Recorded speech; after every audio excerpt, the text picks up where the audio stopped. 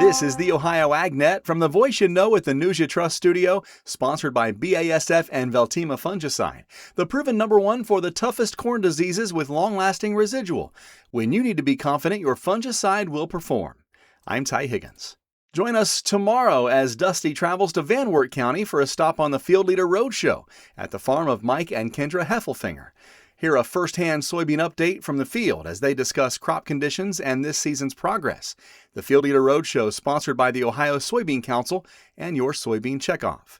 Then on Monday, we'll be at the Ohio Farm Bureau Foundation golf outing at Pinnacle Golf Club in Grove City as we help to raise funds for foundation scholarships, grants, and programs that help enhance agricultural communities and support careers in agriculture. Making sure your PSI is A-OK. Pre-pesticide must-dos, and cover crop considerations. This morning's newsfeed is delivered by Ebert's Field Seeds, proven local seed performance for Ohio farmers. It's time to start planting Ebert's. Call 937-473-2521 or visit online at ebertsseeds.com. Downtime in the field doesn't just slow you down, it costs you money. Whether you're finishing planting or well within the growing season, keeping equipment running on time helps to protect the investment you've made in your crops. Greg Jones is the Senior Manager for Field Engineering at Firestone Ag. He talks about why tire checks are important for reducing downtime during the growing season. I think the biggest thing, it's just you want to be proactive, and during the growing season, there are critical times, right? You want to get in the field and plant. You want to get in the field and spray. You want to get in the field and fertilize. There's all these critical times, and why it's important to do these checks is because that downtime could affect the yield, it could affect the quality of it, and it's going to get in your back pocket if you have these downtime situations. So the tires are critical instruments to the equipment, and even small things like a leaky tire or something like that, it could lead up to something that's major down the road, and that's going to affect that profitability. Many common tire issues will lead to unexpected downtime. The biggest thing that I see and hear about is usually just improper inflation. It's the air pressure inside the tire that's carrying the load, and it's the tire's function to contain that air pressure. Knowing what your load is, what you're doing, what kind of work you're going to be doing, that's key, because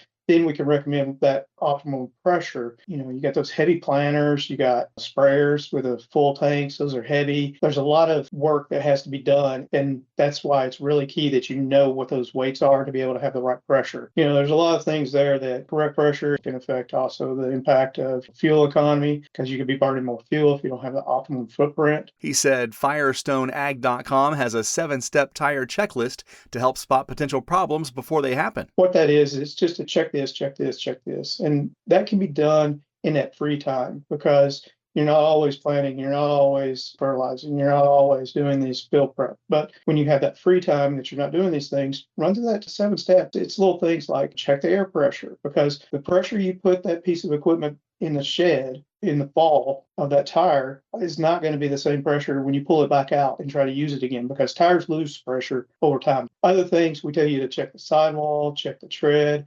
What you're looking for is any type of little cuts, especially if you see cords.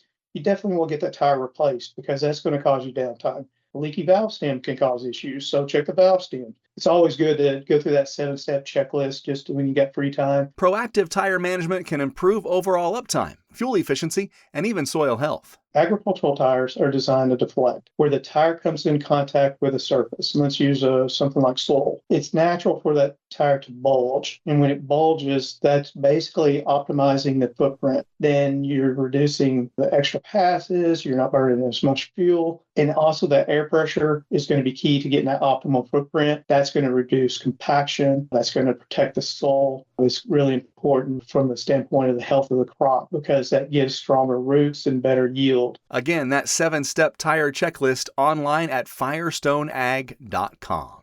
Let's check in with our weekly update from the Ohio Soybean Council and your checkoff dollars at work. Here's Dusty Sonnenberg. Joining me today is Dr. Alyssa Essman. Dr. Essman is the OSU Extension Weed Science Specialist. And Alyssa, as we take a look at everything going on with the EPA and the Endangered Species Act, there are some additional steps farmers need to take before they apply pesticides. Alyssa, what do farmers need to keep in mind? Really important point here is the 2 places where we can find these labeled guidelines. One of course, is the herbicide label, right? So anywhere that a mitigation measure is required for the use of the herbicide, it will be listed on the herbicide label, right? So if it's on the product label, that mitigation measure must be implemented anywhere the product is applied. If we are within a pesticide use limitation area, this information will be found on the EPA's Bulletins Live 2 system. And essentially what this means is that within 6 months up to the day of application, applicators must check the Bulletins Live 2 system for the presence of a PULA or a pesticide use limitation area. These are areas where additional mitigation measures might be required for application of a product. And the easiest way to get to that website is simply Google Bulletins Live 2, or you can go to the OSU Weed Management website. That is u.osu.edu/OSU Weeds. Click on the Resources tab and drop down to Endangered Species Act. This update brought to you by the Ohio Soybean Council and your Soybean Checkoff. Thank you, Dusty. Let's check the forecast now with Ryan Martin, brought to you by Seed Consultants. Simply better performance. Online at seedconsultants.com. I am not looking at a large scale batch of moisture today, but I think down near the Ohio River, probably going to be dealing with some scattered showers and even a rumble of thunder through midday before things wind down. Everybody else seeing clouds give way to sunshine through the day. We are seeing pleasant temperatures, not overly warm here. That's going to be the story for the next little bit as well. Temperatures stay pleasant and even cool for your Friday and into Saturday. Now, Saturday may start with a few clouds over the northern part of the state. Pop-up shower or two can't be ruled out Saturday morning, but otherwise we are mostly dry. Sunday, mostly sunny to start, clouds increasing in the afternoon. Next, well-organized batch of moisture comes overnight Sunday night through Monday. Heavy rain and thunderstorms likely. Up to 2 inches of rain can fall. Behind that, we're dry for a large part of the rest of next week. I'm Ryan Martin. Thank you, Ryan. What are things to consider if you're using cover crops or thinking about using cover crops?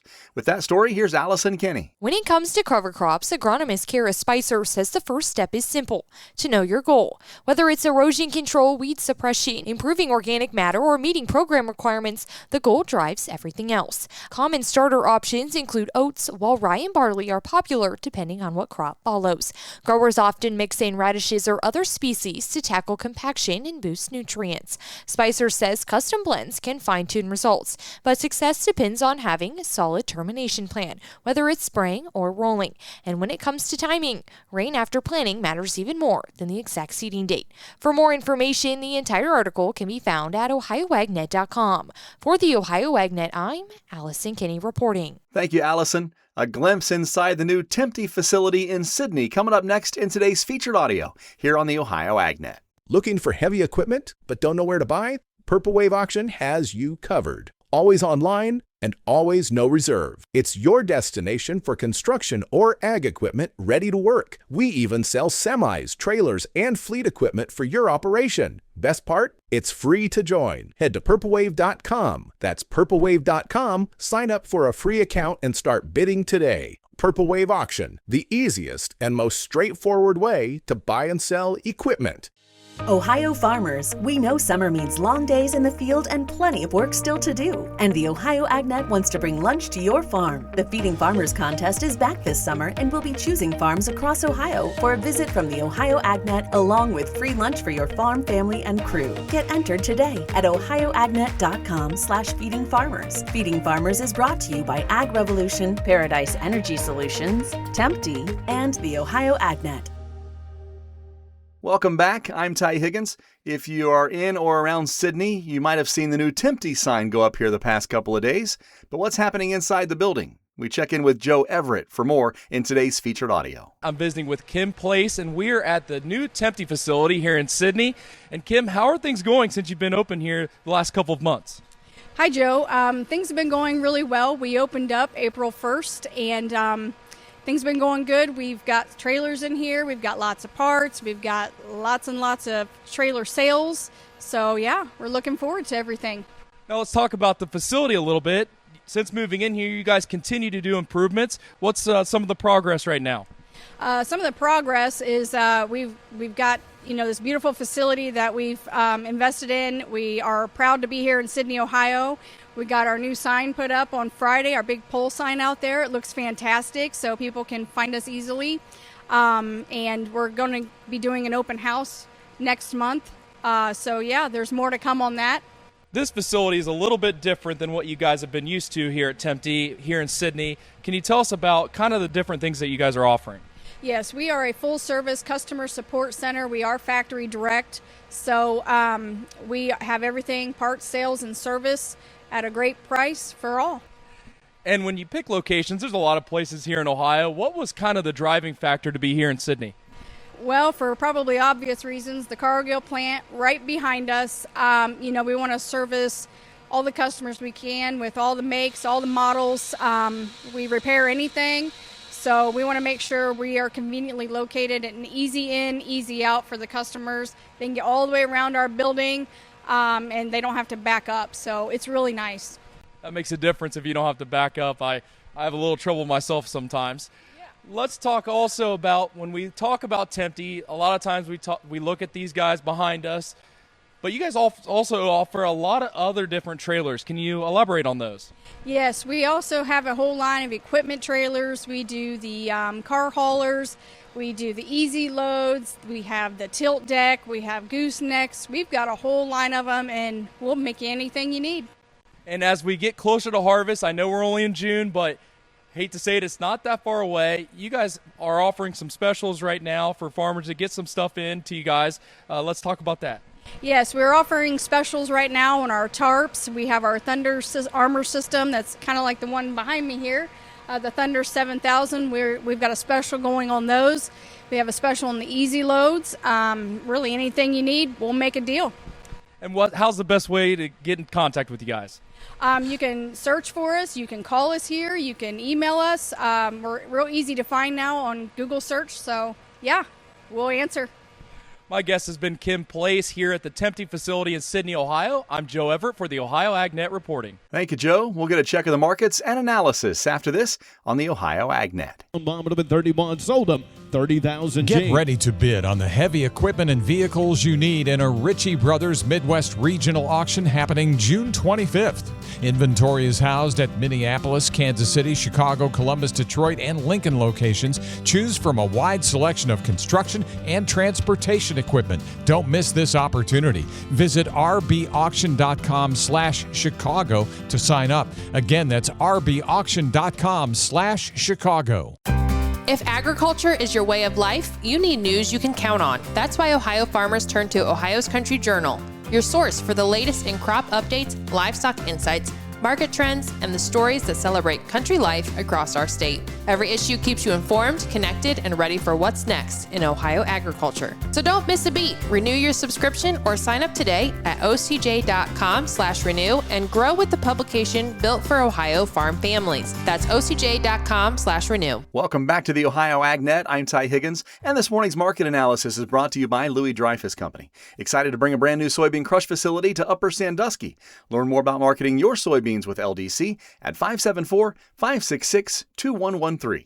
Here's Ryan Martin. Markets moved higher yesterday for the third straight day. Now, on corn and beans, we finished off of the highs. That does not hold true for wheat markets. Double-digit gains on both the Chicago and the KC markets. It was a very, very interesting day in wheat. But let's start with what we know. There were sales yesterday.